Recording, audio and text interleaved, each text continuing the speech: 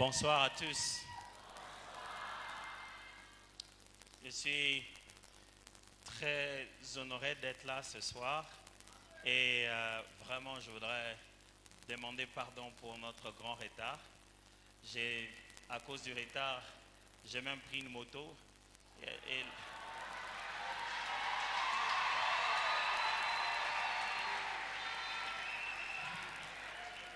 je vois qu'il y a beaucoup de gens qui ont toujours voulu que je prenne une moto alors. Mais c'était pire parce que le motard s'est perdu. On est allé à l'université même, là où il y a le lieu de deuil là. C'est là-bas qu'il m'a amené à l'intérieur de l'université. Donc on vous a cherché là-bas, mais comment il n'y a personne ici? On a commencé à demander où c'était, donc c'est comme ça on a commencé à nous indiquer jusqu'à arriver ici. Vraiment, pardonnez notre retard. Les amis que j'ai laissés dans les embouteillages sont arrivés même avant moi. Moi et les motards, nous sommes partis nous perdre quelque part sans savoir où on était. J'aurais dû mettre les GPS justement. Alors, je vais lire avec vous un texte qui est dans Genèse chapitre 4. Genèse chapitre 4.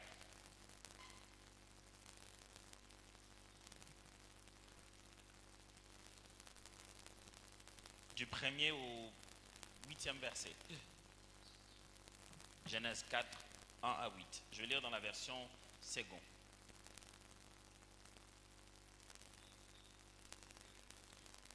Adam connut Ève, sa femme. Elle conçut et enfanta Caïn. Et elle dit, j'ai formé un homme avec l'aide de l'Éternel. Elle enfanta encore son frère Abel. Abel fut berger et Caïn fut laboureur. Au bout de quelque temps, Caïn fit à l'Éternel une offrande des fruits de la terre. Et Abel, de son côté, en fit une des premiers-nés de son troupeau et de leur graisse. L'Éternel porta un regard favorable sur Abel et sur son offrande, mais il ne porta pas un regard favorable sur Caïn et sur son offrande. Caïn fut très irrité et son visage fut abattu. Et l'Éternel dit à Caïn, pourquoi es-tu irrité et pourquoi ton visage est-il abattu? Certainement, si tu agis bien, tu relèveras ton visage. Et si tu agis mal, les péchés se couchent à la porte et ses désirs se portent vers toi. Mais toi, domine sur lui. Cependant, Caïn adressa la parole à son frère Abel, mais comme ils étaient dans le champ, Caïn se jeta sur son frère Abel et le tua. Je voudrais aujourd'hui que nous avons cette première occasion de faire l'école d'adoration ici au nom du groupe Adorons l'Éternel. J'ai dit merci à chacun d'entre vous qui avait reçu l'invitation qu'on a lancée sur Internet et hier pendant la célébration. Et merci vraiment d'être venu pour partager ce moment. Et surtout, merci d'avoir attendu, malgré que ça a duré. Alors, le but de l'école d'adoration, le mot l'a dit, hein, c'est vraiment une école d'adoration. On aimerait donner petit à petit cette culture qui consiste à faire une pédagogie à l'Église en ce qui concerne l'adoration. Que l'Église apprenne ou se rappelle des bons gestes de l'adoration. Qu'est-ce que l'adoration est en tant qu'une vie pratiquée? Qu'est-ce que c'est que l'adoration? Parce qu'au fond, l'adoration est censée rester au centre de la vie de l'Église. Vous vous souviendrez que Jésus arrive dans le temple et il dit, ma maison est une maison de prière, vous en avez fait une caverne de voleurs. Alors, dans la démarche de la vie de Jésus-Christ sur la terre, il a insisté justement sur le fait de ramener le culte de Dieu dans son temple. Et la contribution que les ministères Gaël puissent faire à toutes les églises locales, c'est de pouvoir fournir au maximum que possible des enseignements, tant aux personnes qui viennent à l'église, aux frères et sœurs, aux membres de l'église, sur une meilleure façon d'adorer Dieu personnellement, que aux serviteurs, ceux qui servent dans la louange, ceux qui servent pasteurs, sur la manière d'enseigner davantage et de donner une culture d'adoration dans les églises locales. Voyez-nous comme Campus pour Christ. Voyez-nous qui enseigne autant de formations nécessaires pour apprendre à évangéliser, à faire encore très bien l'œuvre de gagner les âmes. Voyez-nous comme GBU qui apprend davantage comment méditer ensemble, comment conduire une étude biblique pour se nourrir davantage de la parole de Dieu. Voyez Gaël comme un ministère qui est centré justement sur le fait de participer à la restauration de l'adoration et à son dynamisme dans le corps du Christ. Nous ne sommes pas une église, vous le savez, et c'est pourquoi nous collaborons avec les assemblées et nous ne sommes là que pour pouvoir aider au maximum les églises. Voyez-nous comme SIAC, le centre d'enseignement qui a conçu les affermissements qui sont entrés dans toutes les églises au Congo. C'est ça notre mission et je voulais, avant que je puisse aller plus loin, vous puissiez bien savoir dans quel cadre nous nous tenons. Alors, si ça doit s'appeler une école, une séance comme ça ne suffirait pas. Il faudrait quand même une méthode, une technique bien suivie. Il faudrait quand même des niveaux et que les gens évoluent pour ça. Ceci n'est qu'une sorte de démarrage pour que vous sachiez que de telles choses existent. Si ça s'appelle une école, donc il doit avoir la liberté de pouvoir poser des questions. Je vais tenter de trouver une pédagogie rapide pour qu'avant la fin de mes quelques minutes, là-dessus, c'est écrit le nombre de minutes qu'il faut faire à chaque type d'intervention. C'est très bien structuré ici. Je vais tenter de respecter ça. Alors, je vais tenter en restant dans ces minutes, en arrivant à un moment où je pourrais permettre au moins une, deux, peut-être trois questions à chaque niveau, pour que finalement vous compreniez le bien fondé de l'école d'adoration. Donc je ne vais pas faire juste une prédication sur l'adoration, je dois devoir faire un enseignement sur l'adoration. Est-ce que c'est bon? Super. Je viens de lire avec vous Genèse, le livre de la Genèse au chapitre 4. Vous savez, si on veut apprendre quelque chose, il existe un principe dans la Bible qu'on appelle la loi de la première mention. Ça veut dire que la première fois qu'une chose, un concept, quelque chose, un événement qui va être récurrent dans la Bible, la première fois que cet événement se manifeste dans la Bible, cette première fois-là indique déjà comment la chose, le concept va être utilisé dans le reste du temps dans la Bible. Si on veut parler de l'adoration, et surtout si notre souci est de vivre l'adoration dans son authenticité, comme Dieu l'a voulu, comme Dieu le veut que nous puissions vivre, alors on doit quand même faire des pas en arrière jusqu'au commencement. Ce n'est pas moi qui invente ça, c'est l'expression que Jésus avait souvent lorsqu'on lui posait des questions et qu'il voulait ramener les choses à la norme. Il disait, il n'en était pas ainsi au commencement. Alors donc, la restauration, c'est faire comme il en était au commencement. D'où la simple raison pour nous de lire le livre de la Genèse. Pourquoi je lis Genèse chapitre 4? Parce qu'il y a à l'intérieur tous les éléments nécessaires d'un culte exécuté sur la terre. Il est certes vrai que le texte et l'idée de culte, l'idée d'adorer Dieu, de commencer à louer Dieu, la Bible va faire paraître ça un peu plus loin, en parlant d'Enoch, un peu plus loin, en disant c'est à ce moment que les hommes ont commencé à rendre culte à Dieu. Mais tous les éléments symboliques, une image, une ombre se présente très clairement dans Genèse chapitre 4. Avant de finir mon intervention, je voudrais que vous puissiez savoir que je vise à amener une définition assez claire sur ce qu'est l'adoration. On va s'arrêter qu'à l'adoration aujourd'hui. On ne va pas entrer dans les autres concepts en plus complexes. Il y a ici deux frères, Caïn et Abel. La Bible dit que Adam connut sa femme, Ève, elle enfanta Caïn. Et puis, la Bible ajoute après que voilà, elle enfanta après aussi son frère Abel. Certains exégètes pensent qu'il est possible qu'ils y aient été des jumeaux et qu'il n'y a pas eu d'écart de temps. Il y a juste l'un premier enfant, un deuxième. D'autres disent que ce sont deux grossesses différentes. Les premiers disent que c'est peut-être jumeaux parce que la Bible ne dit plus que Adam connut à nouveau sa femme Ève. Donc, ils sous-entendent qu'il a connu une fois, mais il a eu deux enfants. Mais qu'à cela ne tienne, les textes montrent clairement qu'il y a eu un premier et un deuxième. Donc, il y a un aîné et il y a son frère. La Bible commence à citer chaque fois Caïn est né, Caïn, laboureur, travaille, et son frère aussi, Abel est né, son frère en train de travailler aussi auprès et dans l'élevage. Mais la Bible commence par quelque chose de fort. Sa mère Ève, lorsqu'elle accouche de Caïn, elle dit, dans la version seconde, moi aussi j'ai formé un homme par l'aide de Dieu. Vous avez suivi ça? Adam connut Ève, sa femme, elle conçut et enfanta Caïn. Elle dit, j'ai formé un homme avec l'aide de Dieu. Elle enfanta encore son frère Abel. Vous voyez pourquoi les autres pensent que c'était des jumeaux. Abel fut berger et Caïn fut laboureur.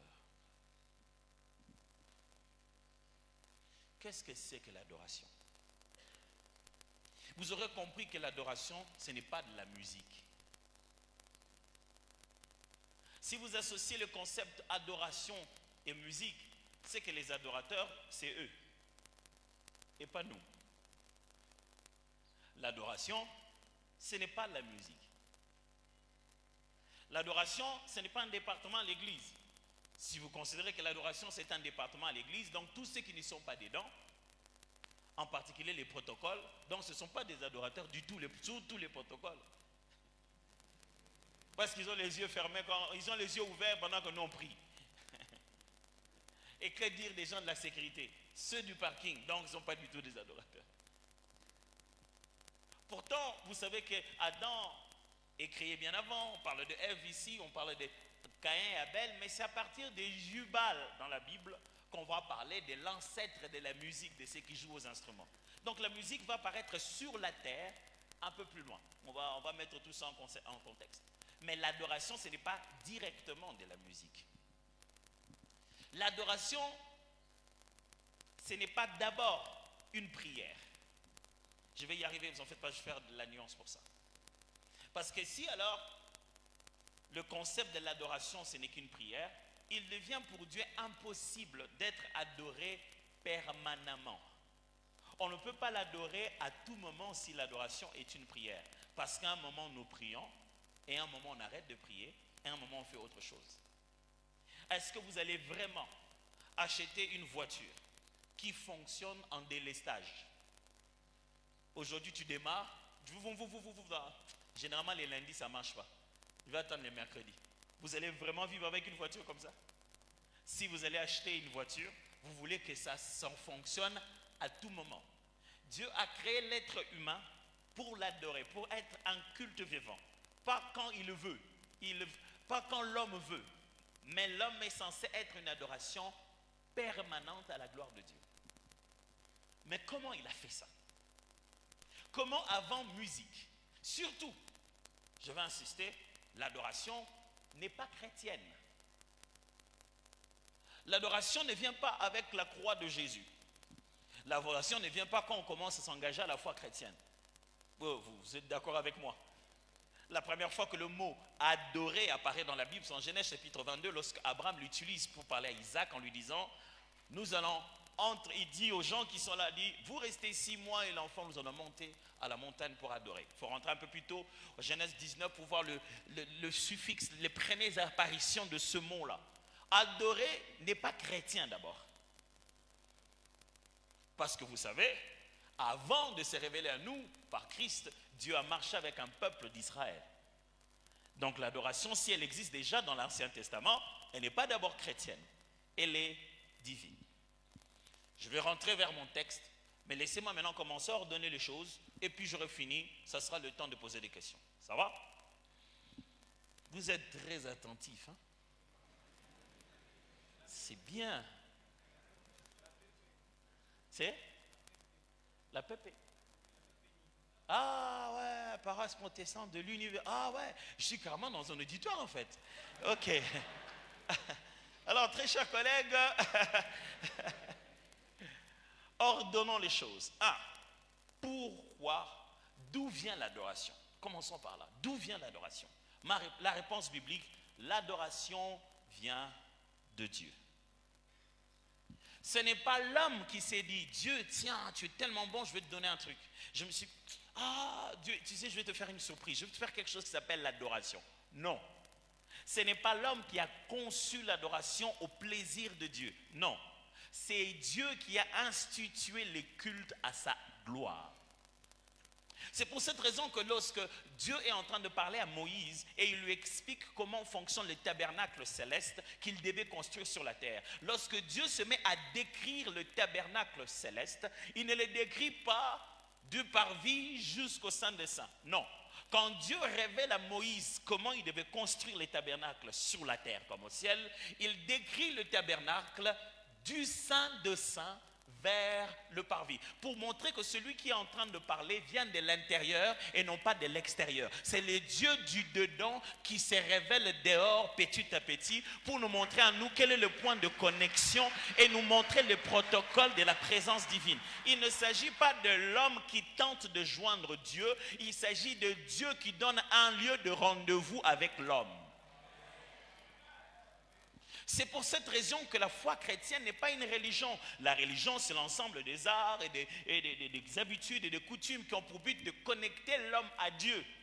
Et le christianisme, ce n'est pas ça. Le christianisme, c'est la démarche d'amour de Dieu pour se reconnecter à l'homme qui s'est débranché à lui.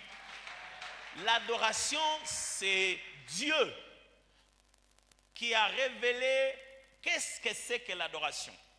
Comment on doit l'adorer? Pourquoi? Parce qu'en réalité, le summum de l'expression d'amour, le niveau le plus élevé pour montrer qu'on aime quelqu'un vraiment, en fait, ça s'appelle en un mot de l'obéissance. Vous ne trouvez pas le lien, mais Jésus le disait comme ça. Si vous m'aimez, vous garderez mes commandements. Ça signifie ceci. Pour vraiment atteindre le désir du cœur de quelqu'un, il faut qu'il les dise. Sinon, tu ne le sauras pas. Si tu ne sais pas ce que j'aime, comment tu vas vraiment me toucher? C'est pourquoi quand on veut faire une surprise à quelqu'un pour son anniversaire, on pose des questions aux proches. On appelle sa femme, on dit qu'est-ce qu'il aimerait vraiment? Parce qu'on sait qu'on ne pourrait jamais toucher son cœur si ce n'est pas ce qu'il veut. L'adoration donc ne peut pas toucher le cœur de Dieu si ce n'est pas ce que lui il veut, si ce n'est pas sa volonté. Ça doit se faire comme lui il le veut. Or, comment nous saurons ce qu'il le veut si lui-même ne le révèle pas? Romains chapitre 1, verset 11-12, on descend un peu plus bas. La Bible dit, en réalité, ce qu'on peut connaître de Dieu est manifeste de nous tous, Dieu lui-même l'ayant fait connaître. En effet, ses perfections invisibles, sa divine puissance se montrent comme à l'œil nu lorsque nous le regardons d'après son ouvrage. Ça veut dire ceci, quand nous regardons ce que Dieu a fait sur la terre, tout ce qu'il a créé, ça nous montre à quel Dieu on a affaire. Mais tout ce qu'on peut connaître de Dieu, Dieu lui-même l'a manifesté à nous. Ça va? Donc, on ne peut pas s'asseoir et dessiner Dieu. On ne peut pas imaginer à quoi il ressemble si lui-même ne commence pas à se manifester. C'est pourquoi toute la Bible, depuis l'Ancien Testament jusqu'ici, ce n'est que les manifestations progressives de la puissance de Dieu. Dieu essayant de nous dire qu'est-ce qu'il aime, qu'est-ce qu'il n'aime pas, comment on le ferait bien, comment on le ferait mal. Il ne nous a pas donné un enseignement, mais il nous a donné des exemples des vies des gens, comment les gens ont vécu avec lui. Paul dit, ces choses leur sont arrivées pour nous servir d'exemple. Donc, d'où vient l'adoration? L'adoration est un besoin que Dieu seul a ressenti et l'a révélé à nous les hommes pour qu'on touche de la bonne manière son cœur. Mais je vous ai lu ces textes pour que vous compreniez comment fonctionne en réalité à la base l'adoration. Parce qu'après nous nous sommes perdus dans la musique, dans les groupes de musique, dans les albums, dans les talent shows. On est entré dans l'industrie musicale et on a couvert tout ça là avec un beau mot chrétien, adoration. Mais quand on se rapproche de près, il y a tout sauf l'adoration. Il fallait juste appeler chaque chose par son nom. Spectacle, l'adoration, ce n'est pas au podium. Vous n'avez besoin ni des lumières ni de quoi que ce soit. Parce que ça existait bien avant ça.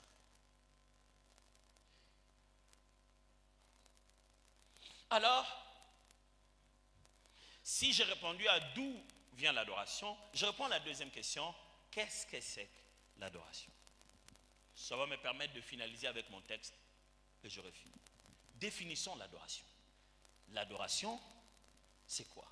Je connais la définition populaire, celle qu'on a beaucoup utilisée, qui nous a beaucoup aidé dans nos enseignements.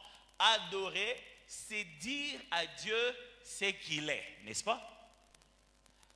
Ça, vous êtes en train de parler de la prière d'adoration, j'y arriverai. Si vous êtes en train de parler d'un moment d'expression dans l'adoration qui consiste à dire à Dieu ce qu'il est, j'y arriverai. Peut-être pas aujourd'hui. Ce n'est pas faux. Mais ce n'est pas la définition de l'adoration complètement. Vous verrez qu'on vous enseigne ça souvent lorsqu'on vous parle des formes de prière et qu'on vous apprend que la prière d'adoration, c'est le moment pendant lequel on dit à Dieu qui il est. C'est totalement vrai.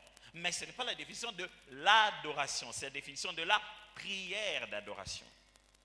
Parce que si l'adoration, c'est dire à Dieu ce qu'il est, tous les muets n'adoreront jamais. Alors, il ne s'agit pas de la conjugaison de nos verbes, de l'expression de nos mots, c'est beaucoup plus que ça. Qu'est-ce qu'est l'adoration?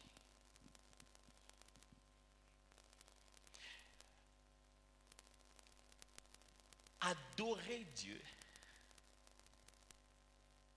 ce n'est pas lui dire qui il est. Adorer Dieu,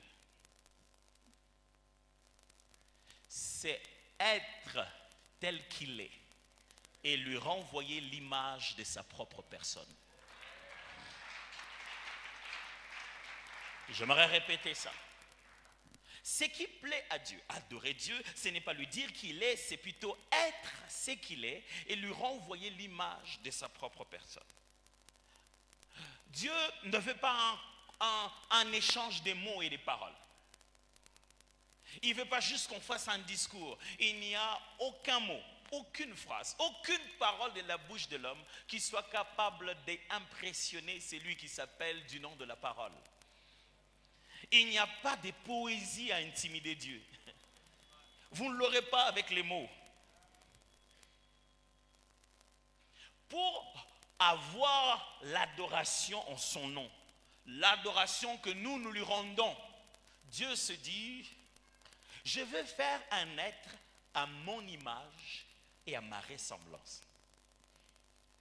Nous sommes dans Genèse, Dieu crée l'homme finalement.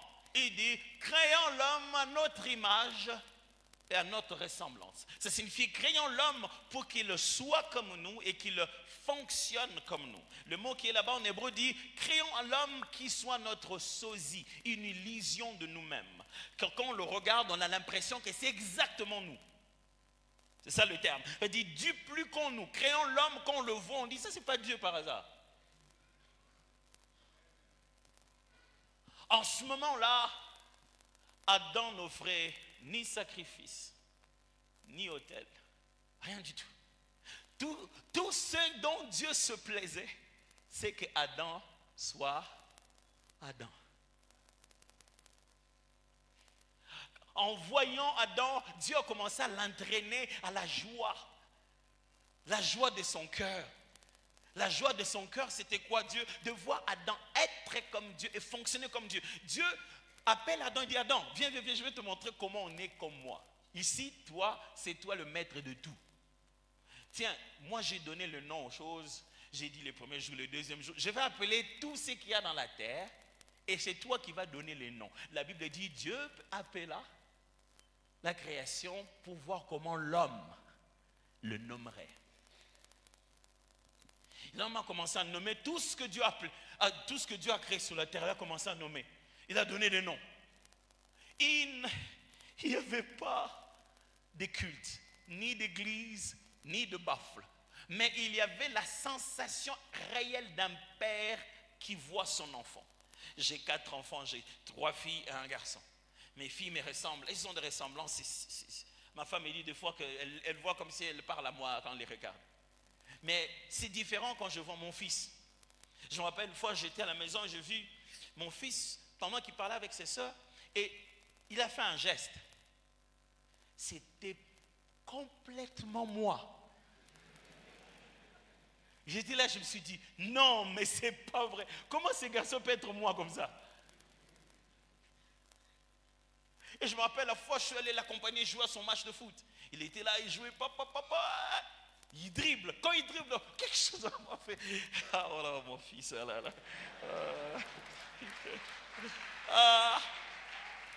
Il dribble, il marque. Dès qu'il marque, ses amis viennent le regarder, il vient l'embrasser. Il veut me voir moi. Il veut voir mon regard. Il me regarde, je dis, mais il y a quelque chose à moi. J'ai envie de dire à tout le monde, est-ce que vous avez vu ça? C'est moi. C'est-à-dire que Je n'ai pas joué, mais j'ai l'impression d'avoir marqué. J'ai dit, là, voilà, voilà. Oui. J'ai envie de leur dire, ça c'est mon fils. Vous voyez, il a pris mes choses. Ce que je ressens, c'est ce que Dieu ressent dans l'adoration. Quand il voit exactement son image vivre, être, fonctionner comme lui. Je vais la dernière fois à l'école, on lui remet, presque chaque semaine, on lui remet un prix, un cadeau spécial, prix de gentillesse et de galanterie. Il est le garçon le plus galant, il est respectueux à l'école. J'ai juste envie de... Les jours, son école a dit, si vos parents veulent venir présenter ce qu'ils font à l'école, j'ai dit, je viens, il faut qu'on voit que c'est moi le papa de ces élèves. Je vais venir. Parce que ce que Dieu veut, ce n'est pas qu'on puisse juste lui dire qui il est. Parce que ce que l'on est parle plus fort que ce que l'on dit. Paul explique ça comme ça. Il ne dit pas, dites à Dieu qu'il est saint, tel qu'il est saint. Il dit, soyez saints. Pas dites, il dit, soyez saints, tel que comme votre Dieu est saint. L'adoration n'est pas une question de dire, mais question d'être. Un jour, un lion se promenait dans la savane, en fait, même quand on dit forêt, mais normal, le lion n'habite pas la forêt. Et il se promenait, et il a entendu un animal crier, oh papa, papa, oh toi majesté mon père, que tu es fort, que tu es puissant. Il regarde, il dit, oh, il continue à lui parler, il voit comme ça, c'est un chien qui dit, papa, tu es fort. Papa, il dit, mais non, même si les lions n'ont pas la notion de la fidélité conjugale, mais où est-ce que j'aurais eu cet enfant? Il dit, papa, oui, mais c'est toi mon père. Il regarde, 4 jambes, oui. Une queue, oui. Il dit, ah, toi, oui. Il dit, tu es mon père. Ah, il dit, parle d'abord. Il dit, wouh, il dit, ah, même toi-même, vraiment. Le chien a continué à lui expliquer comment il est son père. Mais le lion dit, mais il y a quelque chose qui va pas. C'est quoi cette affaire? Et puis un lionceau arrive. Il vient avec des bâillements. Il arrive, il vient, il entre entre les pattes de son père. Il a dit, papa, j'ai faim. Il dit, ok, on va aller manger. Il dit mais j'ai un problème ici. Il dit, mais toi, parle d'abord. Il fait, oh. Il a dit au chien, tu vois, ça c'est moi. Ça regarde les jambes, les pieds, ça c'est moi. Écoutez-moi, le chien passerait toute la journée à expliquer au lion, à lui dire qu'il est son père. Lui ne sera jamais le fils. Ce qui rend la paternité une fausseté.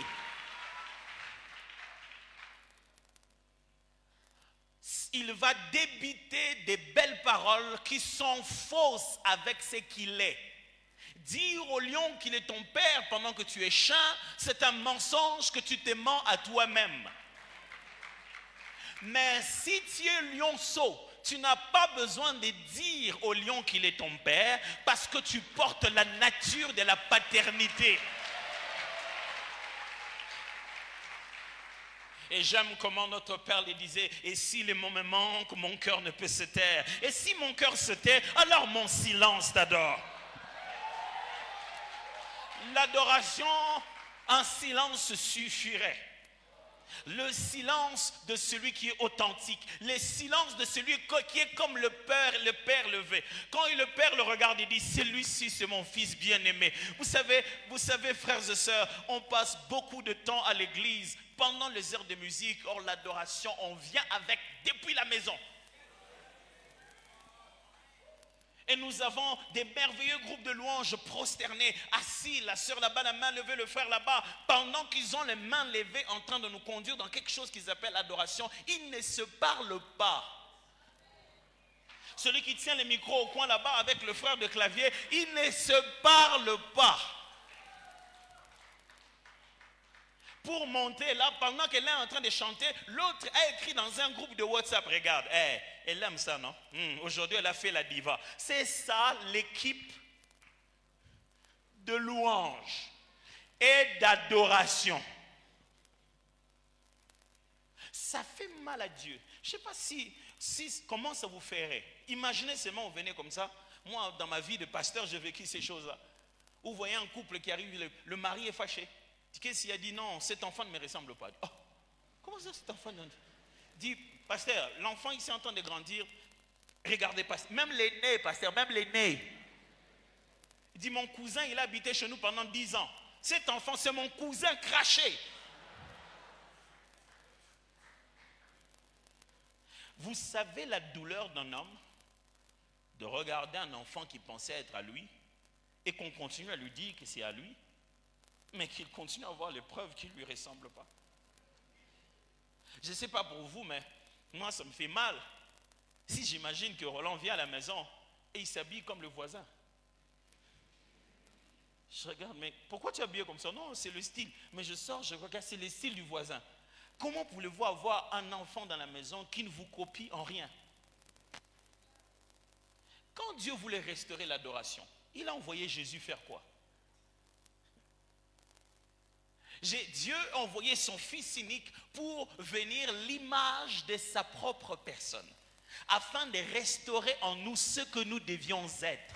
Dieu a vu que nous commencions à ressembler à quelqu'un d'autre qui s'appelle Satan. Depuis qu'il est venu dans le monde, on commence à beaucoup le ressembler. Dieu dit, mais l'adoration ne marche plus. Il dit, toi, rentre là-bas, montre-leur comment ils sont censés être. C'est pourquoi en venant, Jésus ne se faisait pas appeler fils de Dieu. Jésus se faisait appeler fils de l'homme. Quand il parlait lui-même, il ne disait pas le fils de Dieu. Quand il parlait lui-même, il disait le fils de l'homme. C'est pour nous montrer qu'il était l'exemple parfait de ce que Dieu avait originellement prévu que chacun de nous soit. C'est pourquoi à tous ceux qui l'ont reçu, à tous ceux qui croient en son nom, il leur a redonné le droit de devenir enfants de Dieu. Christ, avec son message, son enseignement, il se concentrait sur une seule chose, nous remettre l'image que nous avions. Restaurer en nous l'identité réelle d'un enfant de Dieu. Et que nous soyons comme notre Père. Dieu ne veut pas que tu fasses 21 jours de prière sur une montagne complètement affamée pour que tu descendes. Tu donnes de belles prophéties, mais tu continues à vivre dans l'impudicité, à parler sans aucun respect de la race des autres, à considérer des grandes personnes comme des petites choses, à te mettre, les gens doivent s'agenouiller devant toi parce que tu as une parole prophétique. Ça ne ressemble pas à Jésus. Je sais à qui ça ressemble. Alors ça me pousse à douter un peu. Est-ce que c'est Dieu qui parle à travers toi? Parce que si Dieu parlait à travers toi, tu dirais, non pas à moi, mais à lui soit rendue toute la gloire. Pourquoi tu récupères la gloire? Écoutez-moi, le diable aime la gloire parce qu'il n'est pas fait de la nature glorieuse. Or, nous sommes faits de la nature glorieuse. Nous sommes faits de la même nature que lui. Pasteur, tu dis beaucoup de choses, mais pourquoi tu as lu le texte?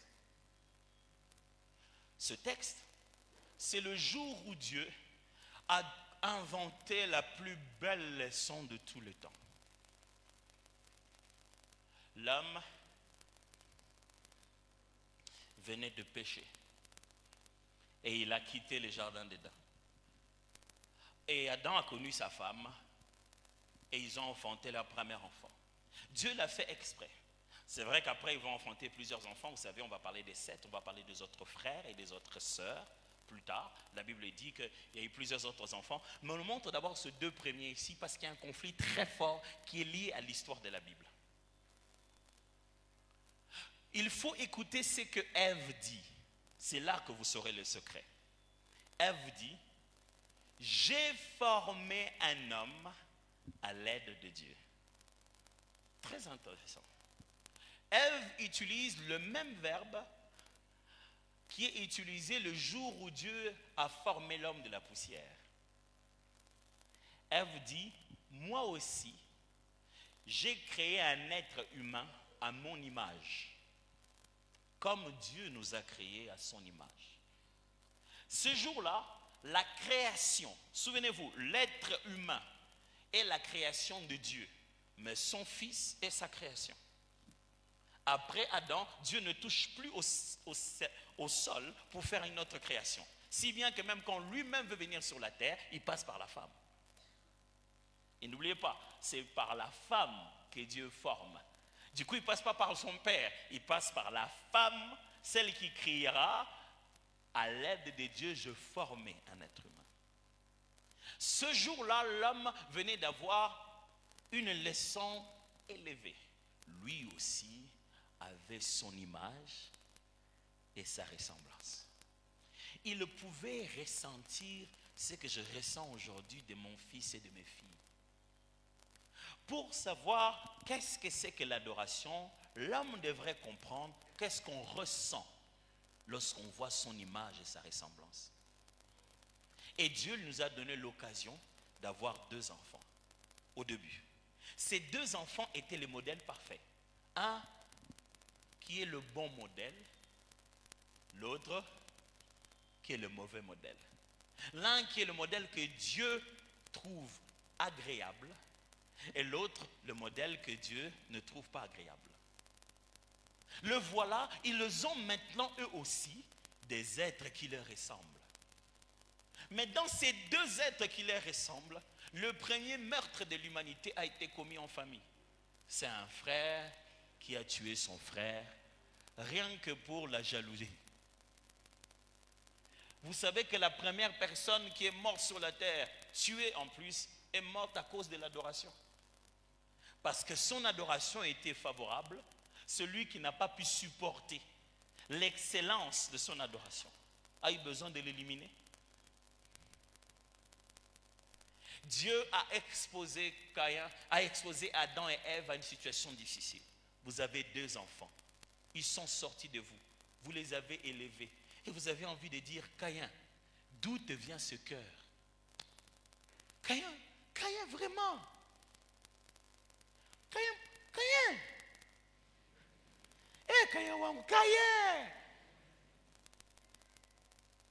D'où? Moi, ton père, est-ce que tu m'as vu, moi, ton père, un jour, lever la main, tuer quelqu'un? Caïn, ça te vient d'où ça? C'est le cri que Dieu poussait à l'humanité. Il dit, hey, ça, ce n'est pas vous.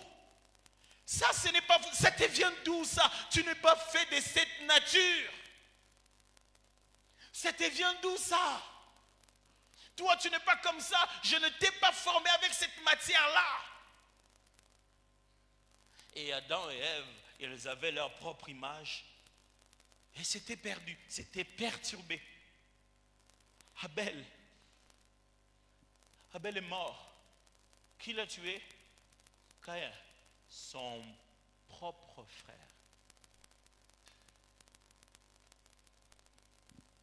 C'est pour cette raison, frères et sœurs, nous vivrons toujours dans ce monde. Chaque fois que tu tenteras d'être comme Jésus, les commentaires sur YouTube ne seront pas toujours bons. Chaque fois que tu tenteras d'être à l'image du Père, quelqu'un finira toujours par te tuer. Quand le modèle parfait est venu, pour restaurer l'image authentique, il a vécu au milieu de nous sans rien faire de mal à personne. Il était là en train d'aller de lieu en lieu, guérissant les malades. Mais les gens ont eu une idée géniale, le tuer à la croix de Golgotha. Parce que les autres ne supportent pas l'authenticité. On ne supporte pas de voir quelqu'un qui veut être droit. On dit, qu'est-ce qu'il veut montrer? Ah, toi tu veux montrer que toi tu ne voles jamais. C'est toi le saint ici. Hey, il faut finalement que quelqu'un soit saint.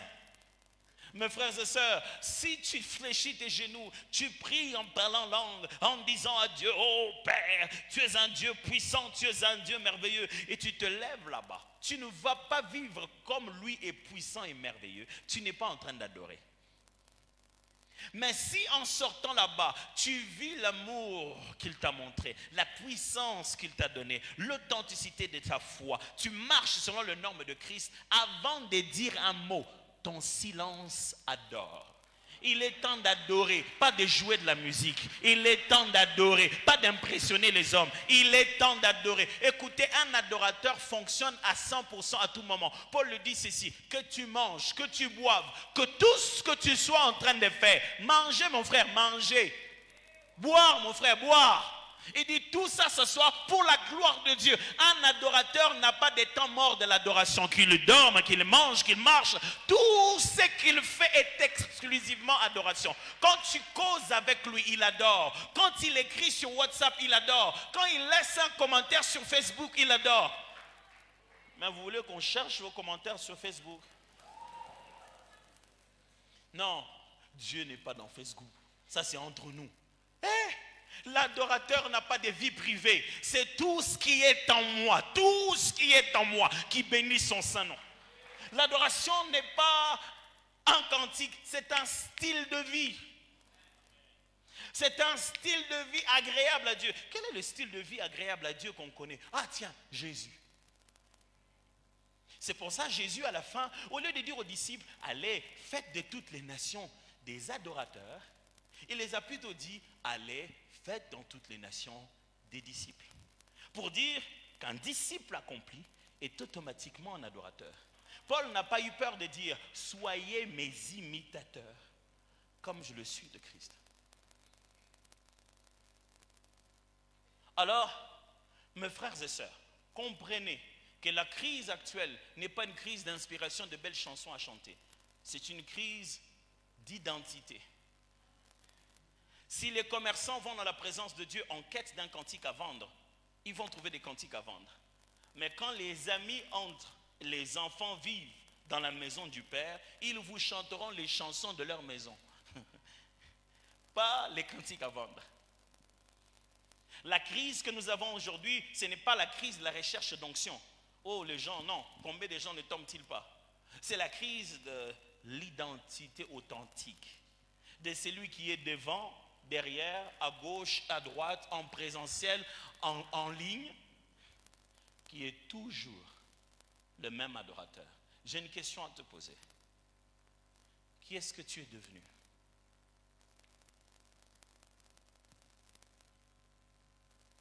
Un jour, Jésus arrive, je me finis par là. Jésus arrive, un monsieur vient le voir, dit, maître. Il dit, oui, il dit, maître, est-ce que tu ne peux pas quand même, j'aime comment un comédien dit, distribue-moi avec cet enfant. Il dit, est-ce que tu ne peux pas nous aider à fixer cette affaire avec mon frère et moi au sujet de l'héritage? Il y a l'héritage des parents là, il faut que quelqu'un nous aide. Lui, il dit que c'est à lui, moi je dis, Jésus le regarde, il dit, ok.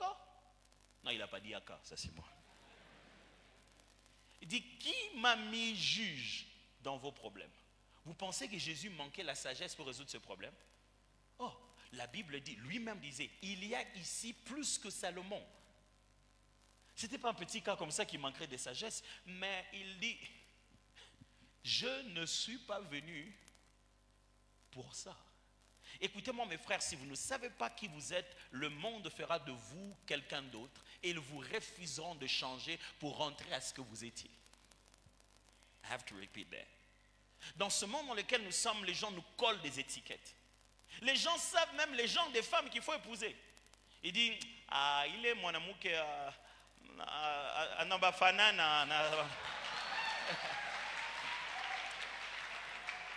J'étais à des doigts de bien dire ça bien. Il dit, mais cette jeune fille-là, vraiment, c'est pas pour lui, hein. Vraiment, lui, le frère Robert, les gens des femmes pour le frère Robert. Comment tu connais les gens des femmes de frère Robert? Comment, à partir de quand? Depuis quel moment? Le monde dans lequel nous sommes nous connaît tellement qu'ils nous ont déjà donné une destinée. Le monde nous propose ce qu'on doit être. Il dit à Jean, dis-nous qui tu es. Es-tu Élie ou l'un des prophètes? Oh, attendez que je vous dise ce que je suis. Vous avez déjà une liste de ce que je peux être. Le monde ne s'attend pas que tu sois quelque chose qu'ils n'ont jamais connu. Ils ont déjà des boîtes. Ils veulent te mettre dedans. Et surtout les gens comme nous. Tout le monde va te rappeler, pasteur, attends, tu n'étais pas comme ça. Vous pensez que je vis pour être ce que j'étais? C'est que vous n'avez pas compris le perfectionnement de ça. Donc, ça dit, je reste tout le jour pour être ce que j'étais. Oh, même vous n'étiez pas ce que vous étiez. Pourquoi vous avez peur du changement? Je vis toute ma vie pour me perfectionner de plus en plus à devenir comme Jésus. Or, quand tu deviens comme Jésus, tu cesses d'être sucré dans la bouche des gens. Tu commences à devenir amer parce que tu commences à devenir gênant. Plus tu te rapproches de la croix, plus tu perds l'unanimité. Mes frères, qui êtes-vous devenu? Jean l'a dit, je ne suis pas tout ça. Moi, je suis la voix de celui qui crie dans le désert. Est-ce que vous savez qui vous êtes? Parce que quand je vous rencontre au cours de route, vous ressemblez à un coach là qu'on montre sur Facebook. Les choix de vos habits, vous ne vous habillez même pas avec vos convictions intérieures. Vous vous habillez avec ce que vous voyez seulement là dehors. Vous êtes devenu qui? Non, pasteur, je suis comme ça. Moi, j'ai beaucoup de blessures. Les gens m'ont beaucoup blessé dans la vie. Vraiment, toute votre destinée va être totalement tordue à cause d'un fiancé qui, à la dernière minute, a épousé une autre personne. C'est comme ça que tu es devenu. Tu ne sais même plus prendre soin de toi-même, pasteur. J'étais vraiment choqué. J'étais vraiment choqué. Quand tu me vois comme ça, j'étais belle. Mais regarde, les soucis m'ont rendu comme ça. Arrête ça, arrête ça. Oh. C'est quoi cette affaire?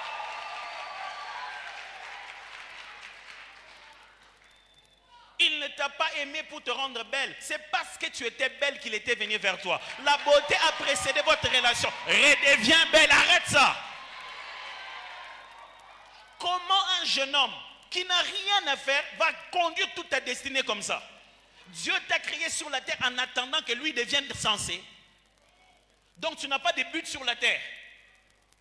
Non, pasteur, si tu nous vois comme ça, les jeunes là, on se débrouille, c'est parce qu'on n'a pas d'argent. Ah! Le Dieu du ciel a dû attendre jusqu'à ce que les Lydiens imaginent la monnaie et les Chinois imaginent la monnaie fiduciaire. Alors Dieu dit, je vais vous donner cet argent. Donc nous allons chez Dieu pour lui demander ce que les Chinois ont inventé. Pendant qu'il a dit les mots bénir, il a béni dans les jardins d'Éden, il n'y avait pas de francs congolais. C'est que tu ne sais pas où se trouve la bénédiction. La bénédiction est dans l'identité de qui tu es. Il y a une ressource qui ne s'épuise pas. Ce n'est pas dans ce que tu as, c'est dans ce que tu es. Qui est-ce que tu es devenu? Il y a ceux qui veulent devenir leur diplôme. Écoutez-moi, vous ne deviendrez rien avec votre diplôme. Votre diplôme ne fait que rendre meilleur ce que vous êtes déjà. Le diplôme n'est pas une fin en soi. Ce n'est pas en finissant votre diplôme que vous deviendrez. Non. C'est parce que vous avez cet élan normal. Ce qu'on appelle, ce que Howard appelle l'intelligence verbo-linguistique. Vous avez l'art oratoire. C'est pour cette raison, vous avez les mots faciles, la rétention rapide. Vous avez la motivation de défendre les gens. Vous aimez rétablir les choses dans leur droit. C'est pourquoi vous allez faire le droit. Mais la faculté de droit ne fera pas de vous un avocat. C'est l'avocat qui est en vous qui va s'aiguiser dans la faculté de droit. Vous aurez eu autant de diplômes, vous ne les deviendrez jamais. J'oublierai jamais, je connaissais un couple quand je grandissais chez nous. La femme, le mari, d'abord c'était un homme et il s'appelait Bibiche. Et la femme s'appelait Blaise. J'ai jamais su comment. Donc, tout le temps c'était comme ça, on confondait les noms. Et l'homme, il avait une licence en droit et il vendait en pharmacie. Et il le vendait en pharmacie et il faisait même des prescriptions. C'est-à-dire, tu arrives, il dit, qu'est-ce que tu as? Je dis, non, non, pas ça, il faut prendre plutôt Papavérine. Il était bon, les gars. Je me dis, mais qu'est-ce qu'il est allé faire en droit? Moi aussi, je me demande, qu'est-ce que tu fais là-bas? Il n'y a rien qui fait mal à Dieu, qui t'est créé pour être toi et tu passes toute ta vie à être quelqu'un d'autre. Dépense des ressources inutiles. J'ai voulu faire quelqu'un d'original, quelqu'un d'unique, d'authentique. Et toi, tu passes tout ton temps à être quelqu'un d'autre. Je viens de vous expliquer avec d'autres mots ce qu'on appelle adorer en vérité. Adorer Dieu en vérité, c'est vivre authentiquement, selon l'image qu'il a créée en nous. Frère,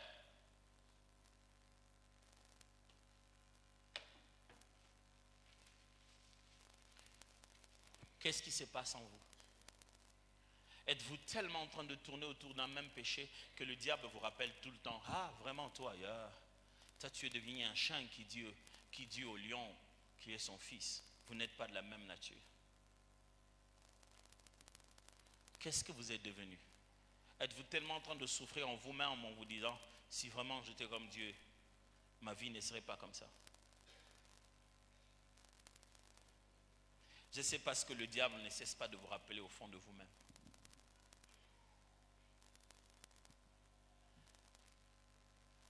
Je ne sais pas là où vous n'arrivez pas à vous relever. Pasteur, je n'arrive même pas à prier. Non, ça ne commence pas par prier d'abord. Ça commence par être.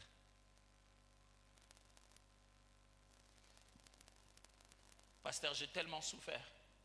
J'ai tellement souffert. Je sais.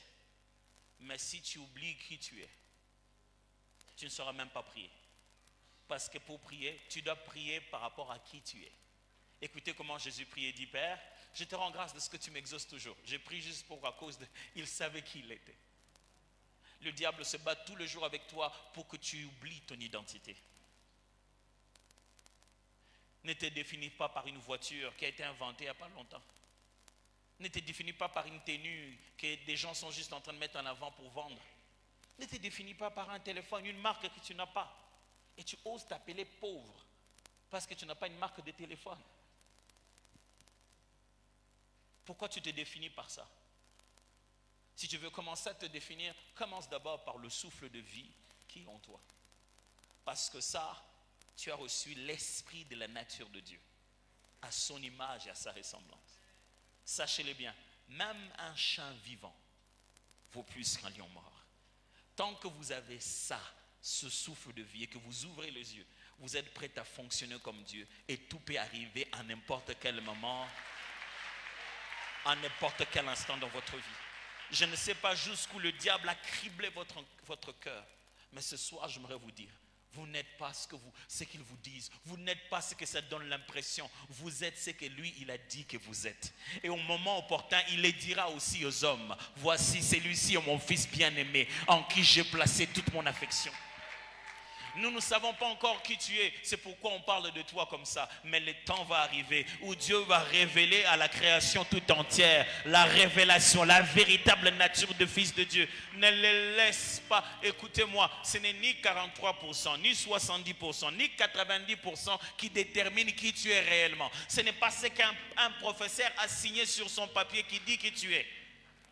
Vous connaissez tous l'histoire d'Albert Einstein. Vous connaissez tous la cote que son prof lui avait donnée. Écoutez-moi, ce que vous avez en vous, ce n'est pas ce qu'il y a dans le papier du prof. Oh, je vous assure, ce n'est pas ce qui est dans le papier du prof. Il y a des gens qui sont juste mauvais. Ils ne sont pas mauvais, ils sont au mauvais endroit. Il y a des gens qui sont de bons goalkeepers. Ils sont bons à tenir le ballon à la main. Mais vous avez fait des numéros 10. Dès qu'on lui donne le ballon, et vous vous sifflez. Ce n'est pas sa faute, vous l'avez mis au mauvais endroit. Ma prière, c'est que Dieu te replace là où tu devais être pour que tu redécouvres qui tu es en réalité. Je prie ce soir que les blessures de ton cœur qui ont commencé à te donner une image de ce que tu n'étais pas puissent complètement partir. Jésus est mort à la croix pour que tu te voies tel que Dieu te voit en réalité. En réalité, tu n'es pas ni Kabanga, ni Musungai, ni qui que ce soit. En réalité, tu t'appelles enfant de Dieu, un sacerdoce royal, un peuple saint, ressuscité avec Christ, racheté par le précieux sang du Sauveur, digne de la mort d'un roi à Golgotha. Un Dieu est descendu sur terre pour mourir pour toi. Ça, c'est le véritable toi. Non, toi tu n'es pas en non. Tu sais, dans votre famille, on a tellement tout le monde, on a tellement tout empêché à tout le monde est vraiment complètement lié. Vous n'irez pas loin. Vraiment, il faut qu'on fasse beaucoup de prières. Quand ils finissent de t'expliquer ça, dites-lui, oui mon frère, c'est vrai. Mais regardez bien. Le gars qu'il y a dans la bouteille, on se ressemble beaucoup, mais ce n'est pas moi. On se ressemble beaucoup, mais ce n'est pas moi. Après il va te dire non, vous êtes seulement comme ça, vous ne croyez pas à la délivrance. Si. Si je ne crois pas à la délivrance, comment je te dis que ce n'est pas moi? C'est parce que je sais que j'étais là. Mais il est venu, il m'a transféré dans le royaume de fils de son amour. Écoutez-moi, il n'y a pas plus puissant que la méthode psychologique de l'ennemi de te faire croire que tu es un esclave. Parce que même sans les liens, un esclave est un esclave dans la tête. On n'a pas besoin de liens pour nous coloniser. On continue à nous coloniser d'une autre manière. Quand vous rencontrez un esclave, il est dehors, mais il a la mauvaise attitude. C'est dans sa tête. Et aujourd'hui, le diable n'a plus rien. Il n'a personne. Mais il les a dans la tête. Il les dit, ah, tu sais, hein, regarde, tu as dit que tu étais délivré, regarde. Ça s'est encore fait. C'est que tu n'es pas délivré. Ah, papa, qui t'a dit que parce que je ne marche, je ne peux pas m'asseoir? Non, parce que je marche, je dois tout être debout. Il te ment. Jésus est mort à la croix de Golgotha. Il a porté sur lui l'iniquité de nous tous. Tu n'es pas partiellement enfant de Dieu sur base de ta sanctification du jour. Non, non, non, non, non, non, non. Tu as reçu tous les droits d'avoir ton nom inscrit dans le livre de vie les jours où tu as dit oui à Jésus de Nazareth.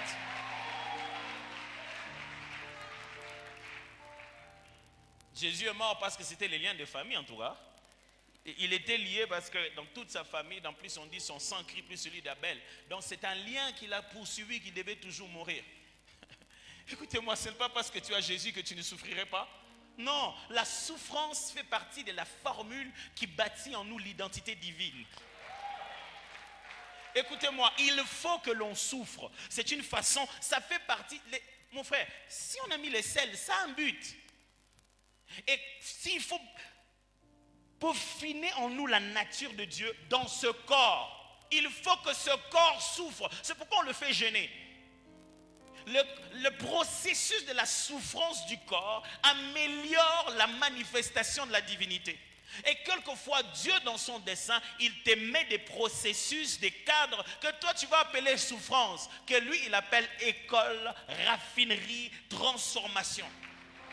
Ce n'est pas parce que tu es enfant de Dieu que tu dois commencer à avoir des milliards dans les poches. Non, la loi du travail existe. Il faut travailler. Et tu vas valoriser ce que tu vas avoir. Je ne sais pas là où tu te trouves maintenant, mais que l'ennemi ne te mente pas. Tout ce que Dieu attend de toi d'abord, c'est vivre comme Jésus. Tel qu'il est, tel que tu dois être, en parole, en pensée. Dis-toi, est-ce que Jésus ferait ça? Jésus, je vais être comme toi. Jésus, je vais vivre la même vie que toi. Peut-être que je vais laisser une question, mais je veux juste qu'on puisse prier pendant un moment pour rendre juste grâce à Dieu pour ce qu'il a fait pour nous. Juste ce que Dieu a fait pour nous.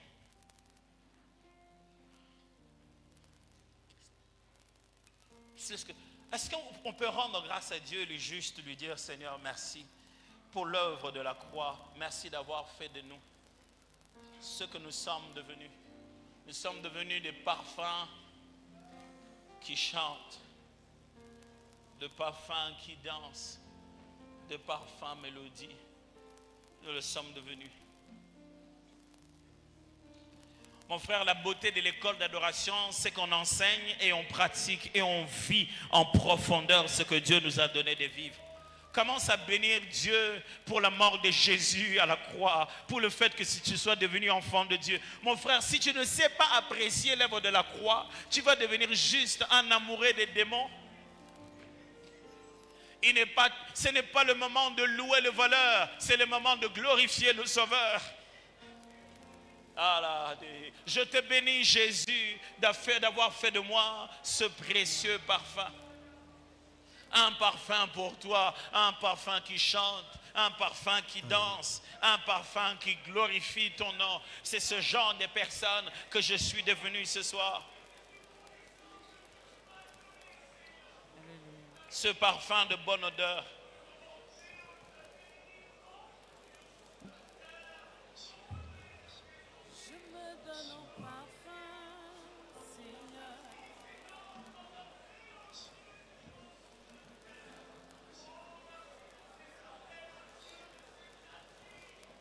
Souviens-toi, tu n'es pas ce que l'ennemi te rappelle chaque jour.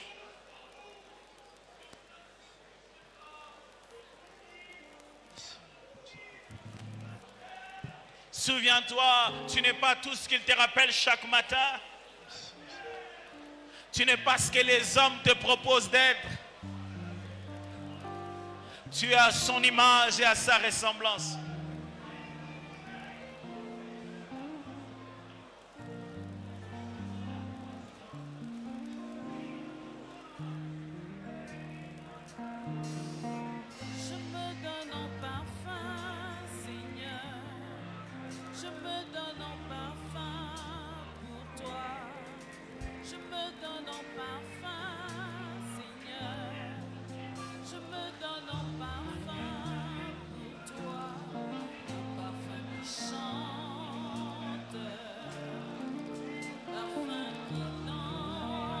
un parfum mélodie, coulant de tout mon être,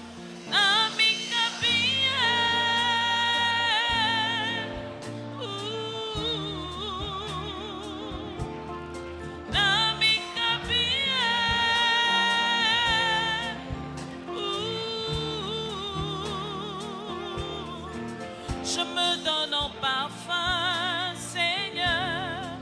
Je me donne en parfum, Jésus, pour toi. Un parfum qui chante, parfum qui danse, un parfum mélodie.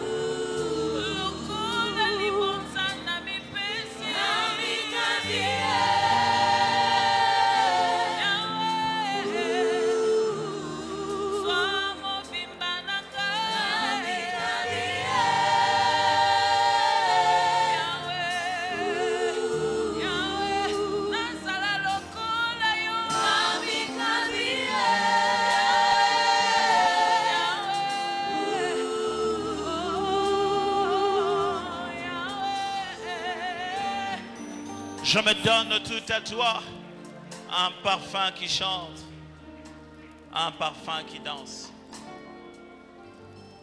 Ce soir, j'aimerais prier pour une catégorie de personnes. Vous êtes là ce soir et vous vous dites, pasteur, c'est de moi que tu as parlé. Je me suis tellement fait matraquer par l'ennemi. Il a tellement parlé à ma tête que j'ai perdu toute foi à l'identité réelle d'enfant de Dieu que je suis censé être. Quand je me pense être quelqu'un, je ne me pense pas être au maximum. Je le suis, mais je le suis à faible dose. L'ennemi a réussi à me faire croire que je ne suis pas ce que Dieu voulait que je sois. Et ce soir, j'ai compris. Je l'ai reçu gratuitement. Et c'est là-bas que réside mon adoration.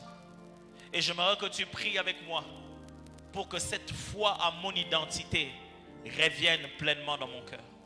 Si c'est de toi que je parle, mon frère, ma soeur, lève seulement la main là où tu es.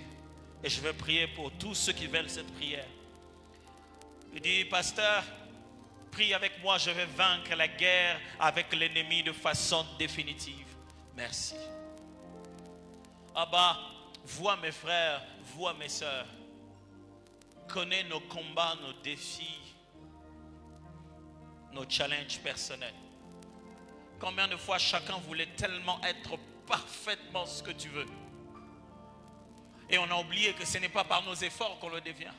On l'est déjà devenu depuis la croix de Golgotha. Et ce soir, notre identité crie: je ne suis pas comme ça. Je ne suis pas fait de cette matière. Notre véritable identité crie. Et c'est pour ça, ce soir, je déclare une libération totale de la manifestation de notre identité. Plus d'esclaves au nom de Jésus. Plus d'esclaves, plus d'esclavage au nom puissant de Jésus. Père, je prie que ton esprit fasse cette œuvre de conviction profonde, de sanctification authentique, des transformations intégrales. C'est un culte, j'aimerais qu'on nous trouve les paniers des offrandes pour qu'on puisse offrir. C'est ce qu'on m'a rappelé. Voilà. Ok. On a dit ceci plutôt. Les Gaëls vont chanter. Et le panier va. Est-ce que le panier passe ou bien il se tient à un endroit, les gens se déplacent? Il va circuler? Super. Le panier peut circuler alors. Seigneur, te prions pour ces offrandes que nous avons amenées dans ta maison.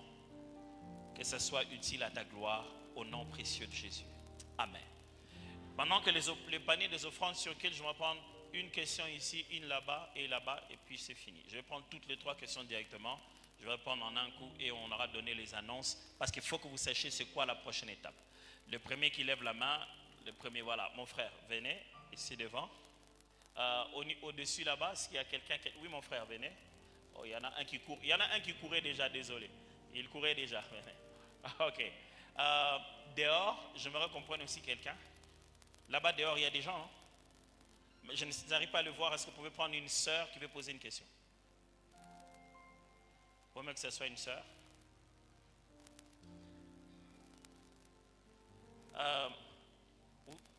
Où est l'autre frère qui descendait?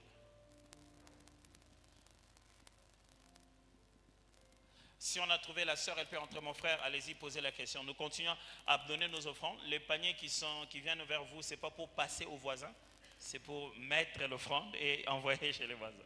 Allez-y. Merci pour cette opportunité. Je dirais, c'est un plaisir. Ma question, j'avais une préoccupation suite à l'enseignement. Je dirais, vous êtes l'une des personnes que je suis beaucoup les enseignements. Sur plusieurs plateformes. On attend vraiment la question. Vas-y, s'il te plaît. Vous m'excuserez. Alors, c'est quoi le problème? Ma question repose sur un fait, sur le fait que on a la connaissance. Parce que la plupart des choses que vous venez de dire ici, ce n'est pas tout à fait nouveau. Ce sont des choses, des fois qu'on connaît déjà. Et des fois qu'on nous enseigne plusieurs fois. Mais ce que j'aimerais savoir, et que vous puissiez nous expliquer, pasteur, c'est que maintenant, qu'est-ce qui fait à ce que, quoique l'homme ait la connaissance de ce à quoi il est, ou de l'objectif, ou de ce à quoi il est appelé à faire, mais l'homme n'arrive toujours pas à faire ce qu'il faut, quoiqu'il ait la connaissance. Merci, c'est ça ma question. Je comprends, malgré la connaissance, comment on n'arrive pas à faire ce qu'on sait. Merci. Donnez à la sœur d'abord, par galanterie, s'il vous plaît. Oui, allez-y. Bonjour, pasteur. Bonjour, est-ce que tu peux monter ton micro, s'il te plaît? Plus proche, voilà. Ok, mon nom est Lucie Tuité. Ma question est de savoir comment faire pour se libérer des chaînes qui nous obligent à être loin de Dieu. Okay. Parce que malgré qu'on connaît la parole, malgré qu'on lit la Bible, malgré qu'on va à l'église, il arrive des fois qu'on n'arrive pas à sortir d'un certain cadre de vie qui nous empêche de s'approcher de Dieu. Merci. Ta question est applaudie, ça veut dire que c'est la question de plusieurs. Oui, on prend, frère, oui. Bonsoir, docteur. Oui. Mais tu sais, Lucie, c'est ça? Comment on s'appelle déjà? Lucie? Oui, vous pouvez aller vous rasseoir, ou peut-être là, quelque part, pour que vous ne restiez pas debout. Ouais, oui, vous aussi. Allez-y. Une question. Voilà, docteur, vous avez dit que, j'ai aimé ce que vous avez dit, Dieu a créé l'homme pour que ce dernier puisse l'adorer. Et j'ai lu ça dans beaucoup d'ouvrages, seulement dans ces ouvrages, on n'a pas justifié cela. je voulais savoir si c'est une conclusion d'érudition théologique ou soit il existe un texte ou des textes dans la Bible, bon, des textes explicites qui pourraient le justifier clairement. Merci. Merci. Oui, Bonsoir docteur, bonsoir. moi c'est le frère Gloire Makonga. Je voulais demander un éclaircissement par rapport, ou bien une interprétation par rapport au livre de Jean 4, 23 qui nous parle d'adorer Dieu en esprit et en vérité. Par rapport à cela, qu'est-ce qu'on peut retenir de manière brève par rapport à cela? Ok, merci beaucoup. Alors, je réponds rapidement à la question de Jean 4, 23, 24, adorer en esprit, en vérité. C'est pour cette raison qu'on a toute une école d'adoration. Si tu me demandes de t'expliquer tout ça là en 2 minutes, ça va être quand même un peu assez long. Je m'évite souvent de faire le résumé du résumé du résumé. Après, les gens retiennent tellement peu et ils croient que c'est tout. Mais ce que je peux dire simplement, que tu dois savoir que la démarche de Jésus était de démontrer à la femme samaritaine que l'adoration n'était pas un lieu. Parce que la femme disait, ils avaient les débats, est-ce qu'il faut aller adorer Dieu sur cette montagne, à Mont Garizim, ou bien à Jérusalem? Et Jésus lui dit, ce n'est ni ici ni à Jérusalem qu'il faut adorer le Père. Il dit, Dieu est esprit. Il faut que ceux qui l'adorent, l'adorent en esprit, en vérité. Il voulait d'abord connecter l'adoration à la personne de Dieu et non à un endroit. Alors on devra adorer Dieu en esprit, qui veut dire que dans la véritable nature de qui nous sommes. Il y a plusieurs façons d'expliquer ça dans la Bible. Ça parle de naître de nouveau, d'être conduit par le Saint-Esprit, de le faire par l'homme intérieur, qui est notre esprit. Et on devait l'adorer en vérité, comme je vous expliquais ici, en étant ce qu'on est censé être, en vivant dans la vérité de la foi chrétienne, en exprimant la vérité comme un style de vie, un mode de vie, comme une armure de la foi. Donc, c'est juste une façon de dire simplement que c'est une relation qui se passe à l'intérieur et qui s'exprime dans notre vécu. On doit le faire en esprit, qui est la nature de Dieu, et en vérité, qui est l'authenticité de l'adoration. Y a-t-il un texte biblique pour justifier directement que la raison de la création de l'homme, c'est l'adoration? Devons-nous chercher un texte biblique qui dit Dieu a créé l'homme pour l'adorer? Vous ne trouverez pas non plus un autre texte biblique qui vous dira Dieu a créé l'homme pour. Le pour, c'est garder les jardins d'Éden. Vous trouverez des textes qui vont parler du travail que l'être humain devait faire dans le jardin d'Éden, comme service exécuté. Mais lorsque vous faites vous avez utilisé vous-même les termes, la déduction théologique, la progression de la révélation du concept de l'adoration, vous vous rendez compte que c'est ça le but principal, le but premier. L'originel était ça. C'est pour cette raison fondamentale. Et vous vous rendez compte que vous allez commencer à retrouver dans l'ombre ce que vous voyez dans la destinée finale de l'humanité. La destinée finale de l'humanité, de l'Église et de l'humanité, ça sera mental de Dieu. Le but de Dieu, c'était toujours l'adoration. Non pas seulement comme le culte des parfums que l'on brûlait, mais avec une intention finale à travers la révélation de la personne de Christ et tout ce que je viens de vous enseigner maintenant. En montrant chaque fois qu'il s'agit d'un temple qui se trouve dans le lieu céleste. Il dit à Moïse, tu vas construire le temple selon que je t'ai montré ici. Hébreu dit, un tabernacle qui n'a pas été traversé par les mains d'hommes. Et vous retrouvez que Jésus en parle dans Jean en disant qu'il est lui, le temple qu'on devait détruire, et que Paul va confirmer en disant que nos corps sont le temple du Saint-Esprit. Tous les éléments théologiques montrent que la finalité, le but et même l'intention principale de Dieu, c'est de créer un être qui lui ressemble, avec qui il est dans une relation permanente. C'est cette relation qu'on appelle l'adoration. Parce que l'adoration n'est pas ce qu'on fait, mais c'est ce que l'on est. C'est une relation qu'on établit. La question de... le visage me rappellerait la question. Oui, la question qu'on a acclamée. Elle va à peu près de pair avec l'autre question que le frère a demandé. Pourquoi malgré tout ce que l'homme sait, il n'arrive pas toujours à faire ce qui est bien? Pourquoi malgré tout malgré l'amour qu'on a de Dieu, de fois il nous arrive de se retrouver à faire quelque chose qu'on n'aimerait pas?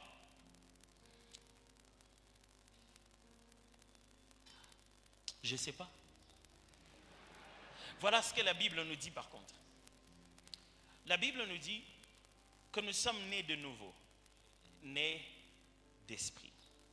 C'est-à-dire que la première transformation qui a en lieu en nous est parfaite, mais elle n'est pas au niveau encore des autres expressions, de d'autres aspects de notre être. La Bible considère l'homme comme bipartite d'état et tripartite de fonctionnement. C'est-à-dire que l'homme est fait de deux, en tant qu'état, de 3 en tant que fonctionnement. Il le fait 2, c'est-à-dire qu'il est homme extérieur et homme intérieur. La Bible utilise plus l'homme, l'aider de l'homme intérieur et donc par déduction l'homme extérieur. C'est-à-dire l'aspect intérieur de l'homme qui est invisible et l'aspect extérieur qui est les gestes qu'il pose. Et la Bible montre que dans son fonctionnement, l'homme est tripartite. Comme Paul en parle dans Thessaloniciens, on est esprit, âme et corps. Et lorsque Jésus-Christ vient nous apporter le salut va d'abord toucher notre homme intérieur. C'est lui qui est directement en connexion avec Dieu. Le salut, c'est une réconciliation. Nous qui étions morts, il nous a ramenés à la vie. Okay? Lorsque nous étions encore pécheurs, Christ est mort pour nous. À ce moment-là, notre homme intérieur est reconnecté à Dieu. C'est pourquoi nous sommes nés de nouveau, mais nés de l'esprit. À partir de ce moment, la parole de l'esprit de l'homme devient capable de percevoir la parole de Dieu, qui est, je vais utiliser un terme médical, le médicament qui va permettre de réactiver la nature de Dieu au niveau de l'âme et du corps. Maintenant, on reçoit dans l'esprit pour commencer à exprimer dans l'âme et dans le corps et manifester la pleine nature de Dieu. Malheureusement, l'âme et le corps ne reçoivent pas de la même manière. L'esprit est illuminé, c'est-à-dire elle reçoit sans savoir le processus. Le jour où tu as cru au Seigneur Jésus, tu ne peux même pas m'expliquer qu'est-ce qui t'avait exactement convaincu. Mais tu étais convaincu. C'est comme ça que l'esprit reçoit les choses. Mais l'âme ne reçoit pas ça comme ça. Il doit bâtir un caractère. Et ça passe par la souffrance, l'interprétation des émotions. Alors la vérité de la parole va dans ton esprit et tu commences progressivement à travers le quotidien, le vécu de tous les jours. Tu as ce combat entre ce que tu sais que tu es et ce qui se manifeste en toi. Il y a tout le temps cette tension. Paul dit c'est Dieu qui a fait ça comme ça. Pour qu'on soit jamais tout à l'aise. Il y a la tension de ce qu'on veut et ce qu'on ne veut pas. C'est ce combat-là qui te permet petit à petit à asseoir ce que la Bible appelle le fruit de l'esprit. L'esprit qui est en toi va maintenant commencer à manifester le fruit. Et ces fruits-là sont des caractères, des qualités, l'amour, la patience. La patience, on ne reçoit pas ça en prière. La patience, on reçoit ça quand la ligne des singes-là est longue. Et qu'on a dit attendez. Ça, ce n'est pas à Dieu de voter à ta place. C'est à toi d'accepter de mourir. Ce que nous n'aimons pas, c'est crucifier le vieil homme. La douleur que ça fait, c'est ça que nous n'aimons pas. Et donc, du coup, l'homme nouveau et le vieil homme, on commence à ressentir comme un combat. C'est un processus continuel au-dedans de nous. On s'améliore au fur et à mesure. Il y a des choses aujourd'hui dans ta vie que tu as vaincues complètement, donc tu ne te rends même pas compte depuis quand tu l'as vaincu.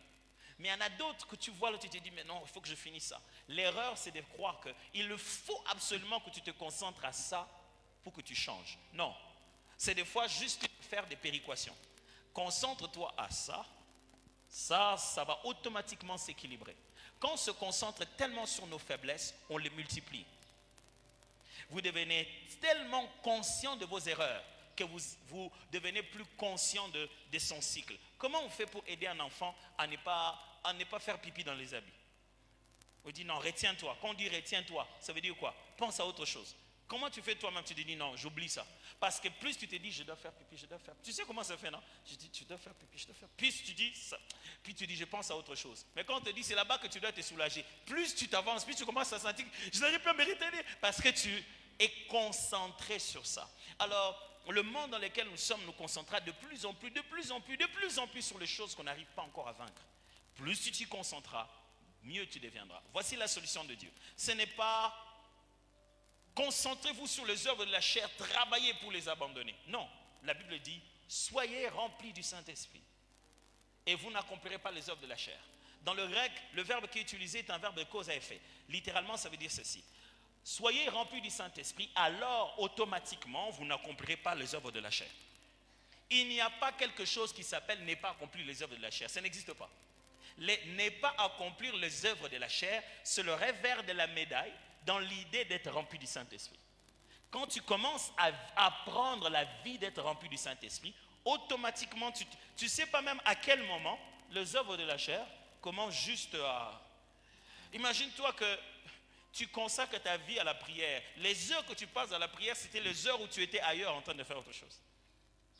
Donc, en réalité, il est important de reconnaître dedans de nous qu'il faut se concentrer à la prière, à la parole de Dieu, à l'Esprit de Dieu, et non pas à nos faiblesses.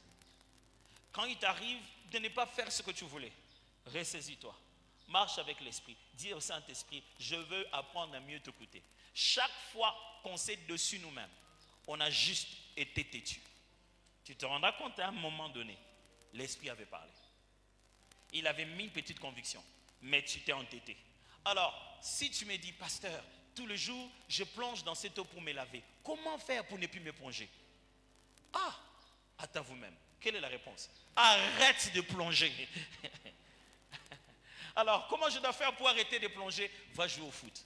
Quitte à côté de l'eau. Tu ne plongeras pas. Ça va? Alors, donc, la dernière question, c'était... Oh ouais, j'ai répondu aux deux questions, justement. En faisant ça, alors, on ne devient pas notre connaissance. Le savoir, la Bible dit ça, Paul le dit, la connaissance enfle. Si ce que vous savez, ce n'est que pour votre tête, ça vous gonfle.